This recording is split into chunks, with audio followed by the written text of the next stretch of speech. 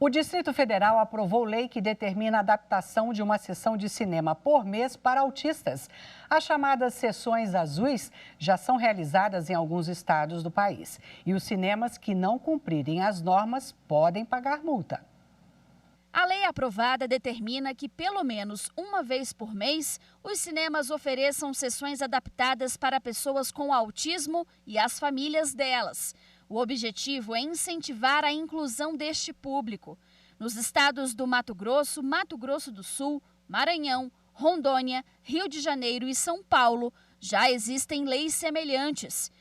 De acordo com a Agência Nacional do Cinema, o Brasil possui quase 3.400 salas, sendo 88 no Distrito Federal. Agora, todas elas vão precisar se adaptar. Robson e Kelly são pais de uma criança de 6 anos com autismo, o Daniel.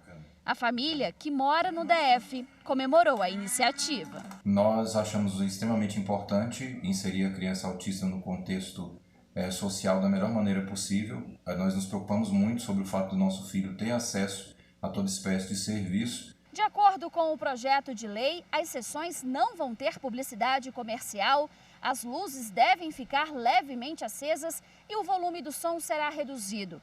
Além disso, as modificações não podem gerar aumento no valor dos ingressos e os filmes também podem ser assistidos pelo público em geral. Os cinemas que descumprirem a norma vão receber advertência e uma multa de R$5.000. No caso de reincidência, o valor aumenta para R$10.000 e o estabelecimento pode ser interditado. De acordo com o Centro de Controle e Prevenção de Doenças, órgão de saúde dos Estados Unidos, existe atualmente um caso de autismo a cada 110 pessoas no mundo. Dessa forma, estima-se que o Brasil tenha cerca de 2 milhões de autistas. Bem, agora a gente conversa sobre o assunto com a diretora da Associação Brasileira de Autismo, Lucinete Ferreira de Andrade. Boa tarde, Lucinete. Seja bem-vinda ao Jornal da Justiça. Boa tarde, Viviane. Muito obrigada pela oportunidade. Obrigada a você. Bem, a reportagem mostrou que a sessão de cinema para autista não pode exibir publicidade, a sala não pode ser escura, ela tem que ter uma iluminação suave e também o volume do som não pode ser alto. Por que esses cuidados são importantes para que o autista possa assistir a um filme na sala?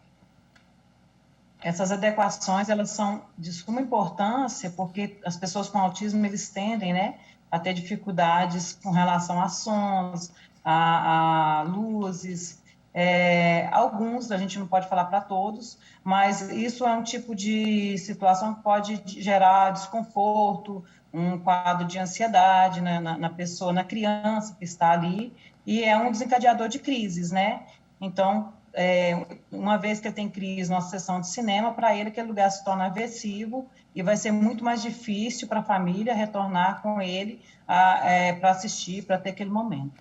Sim, como é que a Associação Brasileira de Autismo vê esse benefício, Lucinete? Nós ficamos muito felizes, eu particularmente, mãe de uma menina com autismo, fico extremamente feliz. A gente sabe que a cada pequena vitória é uma grande vitória para as famílias com autismo, e a gente tem uma luta muito grande para garantias de direito, para que a inclusão ela ocorra de fato, Essas sessões eram feitas esporadicamente, e acredito que a gente garantindo que tem uma vez por mês essa sessão, a gente traz aí o princípio de igualdade, As pessoas não veem filme uma vez por ano apenas, mas para que as famílias possam, assim como de qualquer pessoa neurotípica, escolher um filme por mês e assistir com seu filho que é autista. Essa lei do Distrito Federal, que a gente abordou na reportagem, é parecida com a dos outros estados, onde já tem o mesmo tipo de lei, E vale lembrar, para quem tem filho autista, a gente lembrar os outros estados, Mato Grosso do Sul, Maranhão, Rondônia, Rio de Janeiro e São Paulo. Por exemplo, é uma sessão por mês em todos esses estados da lei ou há algumas variações? Eu não posso falar com propriedade porque eu não tive acesso a todas as outras leis, A gente sabe que elas seguem um padrão e dentro desse padrão a gente sabe que foi garantido pelo menos ter uma sessão mais regular, para não ser tão esporadicamente, e as adequações com relação às questões sensoriais, que são luzes, sons e o tempo também, o tempo da sessão. Então, assim, eu não vou falar com muita propriedade, porque eu não estudei as outras leis. A gente sabe que, em conjunto com outras associações de outros estados, a gente sempre tentou garantir pelo menos esses 3 princípios aí, né, de frequência e adequações necessárias. Agora, Lucinete, uma dúvida que me surgiu agora. Para que a pessoa saiba o dia que tem acesso, porque são muitos cinemas numa mesma cidade, né? Estamos falando de grandes cidades. O cinema tem que dar publicidade do horário que tem a sessão para o autista? Sim, a publicidade, e a gente acredito que até ali mesmo onde tem aquele visual do cinema, para que as pessoas tenham acesso e saber quais os dias que ocorrerão as sessões, tem que a gente garantir a publicidade, a ampla publicidade dessas sessões, né? Porque a gente precisa contar que tem famílias também que são carentes, que não têm tanto acesso a shoppings, né? Essas publicidades, eu acredito que faz parte, inclusive, da regulamentação dentro de cada estado, dentro das secretarias de cultura, né? Certo. Bem, a Lei Berenice Piana, de 2012, ela criou a Política Nacional de Proteção dos Direitos da Pessoa com Transtorno do Espectro Autista, que é um nome técnico, né? De lá para cá, Lucinete, quais foram os ganhos para os autistas? Você acha que melhorou bastante? Eu considero, vou pegar como parâmetro, a minha filha, que tem 18 anos hoje, a Maiara, e vou pegar como parâmetro as dificuldades que eu tive com a infância da Maiara, desde a infância da Maiara, e o que eu acompanho hoje pela Abraci, que nós atendemos 130 famílias anualmente, né, no espaço da Abraci.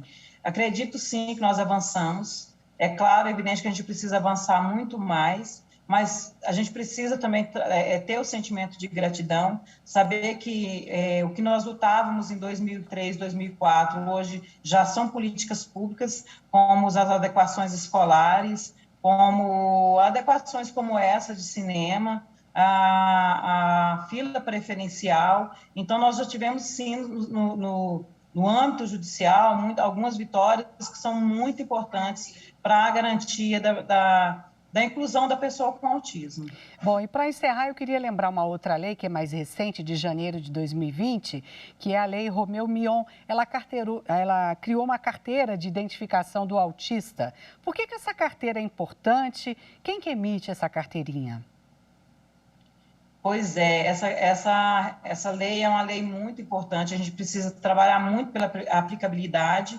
E eu vou falar da realidade do Distrito Federal. No Distrito Federal, cada estado ele tem a autonomia de colocar qual órgão vai emitir essa carteirinha. No DF, a Secretaria da Pessoa com Deficiência foi quem ficou responsável para a emissão dessa carteirinha. Está muito aquém essa confecção. É muito importante o autista ter essa carteirinha, porque se você está falando de dar preferência nas filas, a gente tem que contar que o autismo ele é uma deficiência não visível.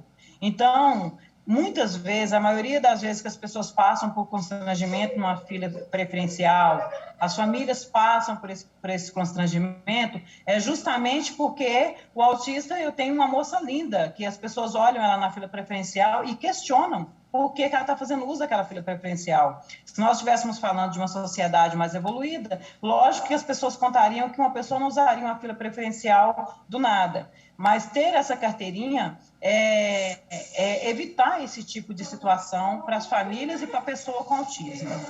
Ok, Lucinete, muito obrigada pela sua entrevista e um ótimo ano novo para você. Obrigada, feliz ano novo. Até a próxima. Até a próxima.